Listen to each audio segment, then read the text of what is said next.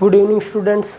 बात करते हैं हम यहाँ पर इलेक्ट्रोकेमिस्ट्री का लेक्चर नंबर 7 को लेकर के, और जो आपका टॉपिक रहने वाला है वो है relation between standard electrode potential of the cell and equilibrium constant Kc।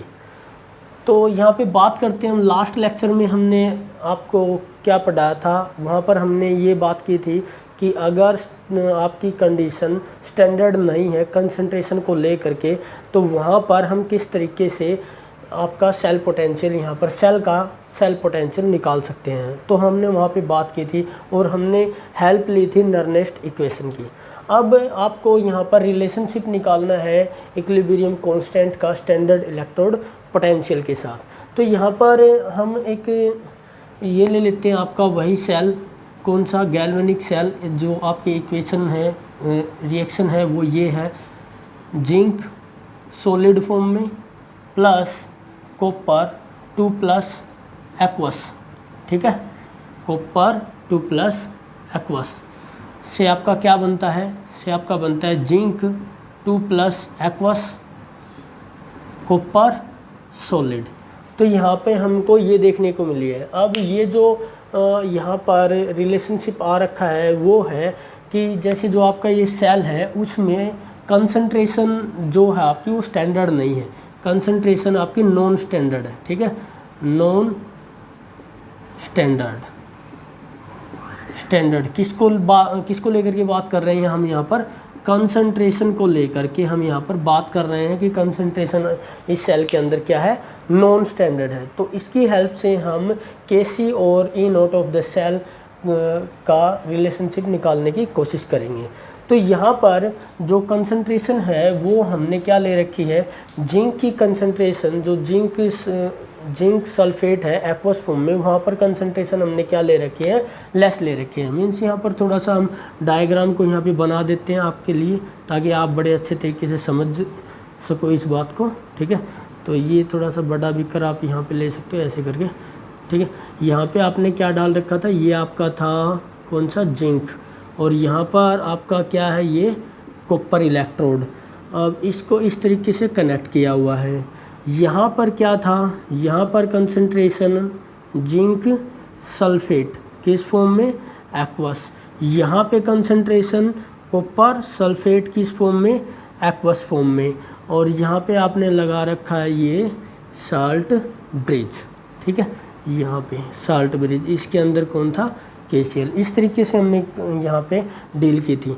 तो अगर आपकी सारी इस सेल के अंदर जो कंसंट्रेशन है, टेम्परेचर है या प्रेशर है, ये जो भी है, ठीक है, इसको लेकर के अगर स्टैंडर्ड कंडीशन है तब तो हमारे पास कोई प्रॉब्लम नहीं है। अगर नॉन स्टैंडर्ड कंडीशन है तब हम नर्नेस्ट इक्वेशन का यूज करते हैं। यहाँ पर इस केस में जब हम इसका रिलेशनशिप निकालेंगे तो इम्पोर्टेंट थिंग ये रहती है कि जिंक सल्फेट की जो कंसंट्रेशन है, कंसंट्रेशन, ठीक है, कंसंट्रेशन यहाँ पर less as compare to zinc sulphate की कंसंट्रेशन आपकी क्या है, less as compare to copper sulphate. तो यहाँ पे हमने ये यहाँ पे ले रखी है, यहाँ पर इसकी कंसंट्रेशन कम है कॉपर सल्फेट से।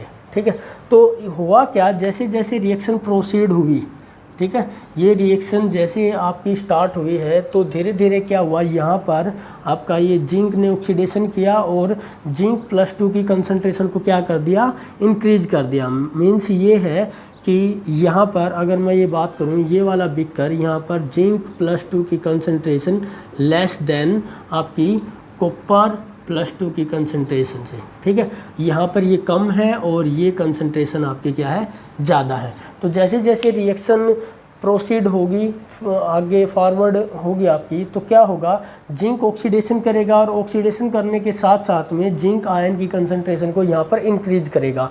यहाँ पर जिंक आयन की कंसंट्रेशन रिएक्शन के प्रोसीड होने से क्या होगी, इंक्रीज होगी। ठीक है, तो यहाँ पर हम बात करते हैं जब रिएक्शन आपकी क्या होती है, स्टार्ट होती है। ठीक है, तो स्टार्ट होती है तो उस टाइम पे क्या होता है, यहाँ पे हम लिख सकते हैं जो जिंक 2+ की कंसंट्रेशन जो है वो क्या हो जाती है, कंसंट्रेशन क्या हो जाती है, इंक्रीज। जिंक 2+ की कंसंट्रेशन इंक्रीज हो जाती है। और साथ में यहाँ पर हमें देखने को क्या मिलता है, जो यहाँ से 2 इलेक्ट्रॉन आपके आ रखे थे तो उनको लेने के लिए, मतलब ये यहाँ पे कौन सी रिएक्शन हो रही है आपकी, रिडक्शन रिएक्शन, तो उनको लेने के लिए कॉपर जो आयंस है वो इनको क्या करेगा, यहाँ पर डिपॉजिट हो जाएगा, जिसकी वजह से कॉपर 2+ की जो कंसंट्रेशन है, ठीक है, वो क्या हो जाएगी, डिक्रीज हो जाएगी। तो जैसे जैसे ये इंक्रीज, यहाँ पर ये कंसंट्रेशन इंक्रीज हो रही है और यहाँ पर ये कंसंट्रेशन क्या हो रही है, डिक्रीज हो रही है। और स्टार्टिंग में हमने क्या ले रखा था, स्टार्टिंग में जिंक सल्फेट एक्वस फॉर्म में जो है इसकी कंसंट्रेशन हमने स्टार्ट में लेस ले रखी थी पहले से, और ये क्या ले रखी थी, हाई ले रखी थी। अब हो क्या रखा है कि जिंक आयन की कंसंट्रेशन इंक्रीज हो रही है और कॉपर आयन की कंसंट्रेशन क्या हो रही है, डिक्रीज हो रही है। तो इन दोनों के अंदर, ये जो दोनों बीकर हैं इनके अंदर क्या हो जाएगा, एक टाइम ऐसा आएगा कि यहाँ पर कंसंट्रेशन को लेकर के जिंक 2+ और यहाँ पर कॉपर 2+ की कंसंट्रेशन क्या किस फॉर्म में आ जाएगी, इक्विलिब्रियम, ठीक है।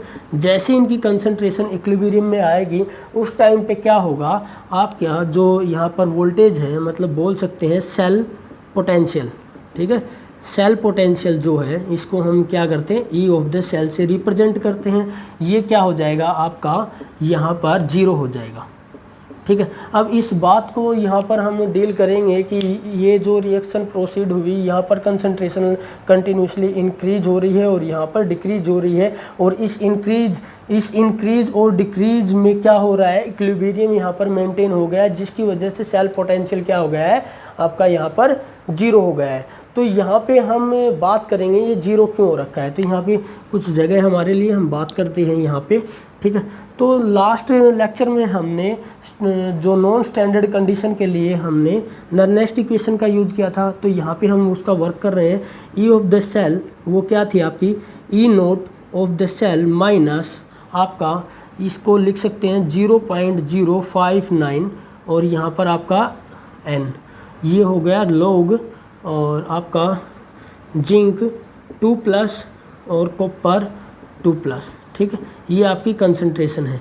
अब आप ध्यान से देखिएगा, इसको मैं यहाँ पर ई नोट ऑफ द सेल, इसको अगर रिवर्स कर दूँ, इसको कंसंट्रेशन को रिवर्स कर दूँ तो यहाँ पर साइन क्या आएगा, प्लस का 0.059 n लॉग, यहाँ पर ये होगा आपका कॉपर 2+ की कंसंट्रेशन और जिंक 2+ की कंसंट्रेशन, यहाँ पर ये है। अब साइन हमारा पॉजिटिव हो रखा है, इसको रिवर्स कर दिया है, तो आप यहाँ से ये बात लिख सकते हो, ई ऑफ द सेल आपका क्या हो रखा है, इन्वर्सली प्रोपोर्शनल जिंक आयन, ठीक है। तो इसका मतलब ये हो रखा है, अगर जिंक +2, ठीक है, यहाँ पर जिंक आयन की कंसंट्रेशन इंक्रीज हुई तो आपका क्या होगा, ई नोट ऑफ द सेल आपका क्या होगा, डिक्रीज होगा। तो ये एक दूसरे के इन्वर्सली प्रोपोर्शनल है। और सेकंड में हमने क्या बोल रखा है, जैसे रिएक्शन स्टार्ट हुई तो जिंक +2 की कंसंट्रेशन क्या हो रखी है, इंक्रीज हो रखी है। तो अगर स्टैंडर्ड कंडीशन की हम बात करें या कुछ भी इसका सेल पोटेंशियल था, ठीक है, सेल पोटेंशियल था, जैसे जैसे रिएक्शन प्रोसीड हुई है वैसे वैसे जिंक +2 की कंसंट्रेशन इंक्रीज हुई है, और जिंक +2 की कंसंट्रेशन इंक्रीज हुई है तो ई नोट ऑफ सेल हमारा क्या होगा, डिक्रीज होगा। और जैसे जैसे डिक्रीज होते होते आपका क्या होगा, मतलब जिंक +2 की कंसंट्रेशन इंक्रीज हुई तो ये डिक्रीज होते होते ऐसा टाइम आ गया कि ये किस स्टेट में आ गया, आपका 0 स्टेट में आ गया, और जहाँ पर इक्विलिब्रियम वहाँ पर मेंटेन हो गया। तो इस तरीके से हम यहाँ पे बात कर सकते हैं, ठीक है।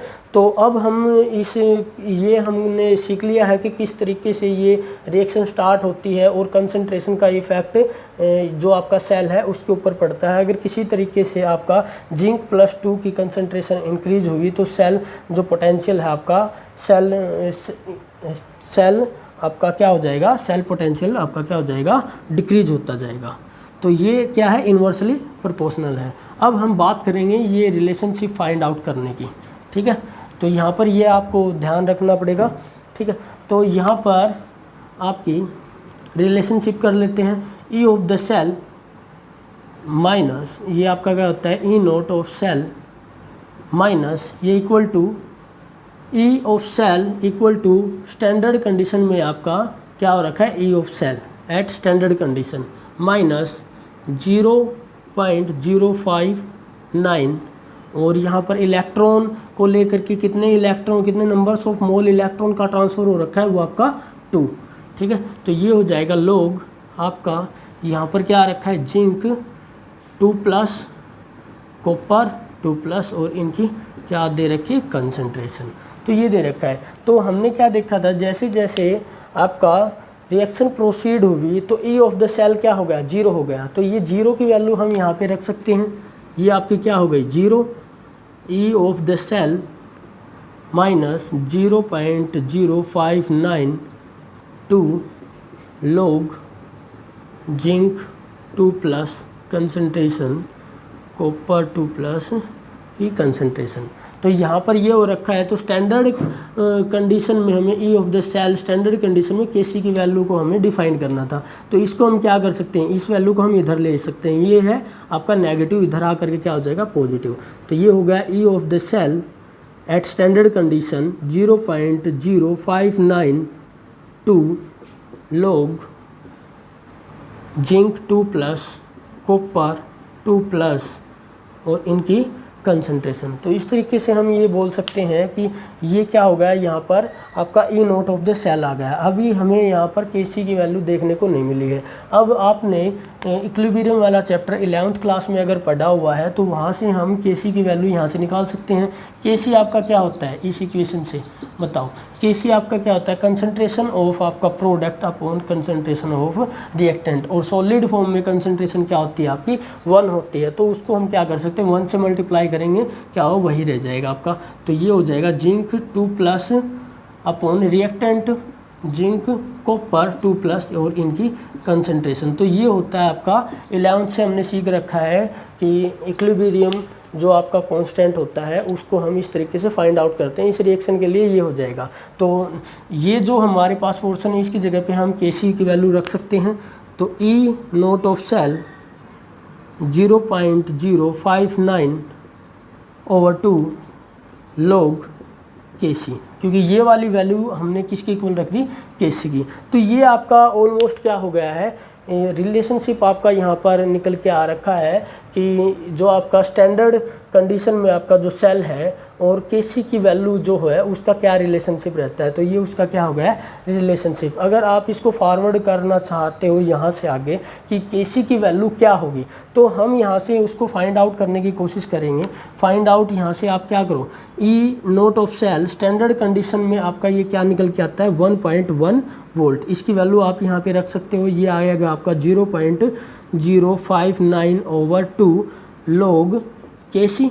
ठीक है, तो जब आप इसको केसी की वैल्यू यहाँ से लॉग केसी, ठीक है, इसको इधर ले आओ लॉग केसी, तो ये वाली वैल्यू इधर आप इसको यहाँ पे करोगे तो ये आएगा 1.1 वोल्ट इंटू 2/0.059।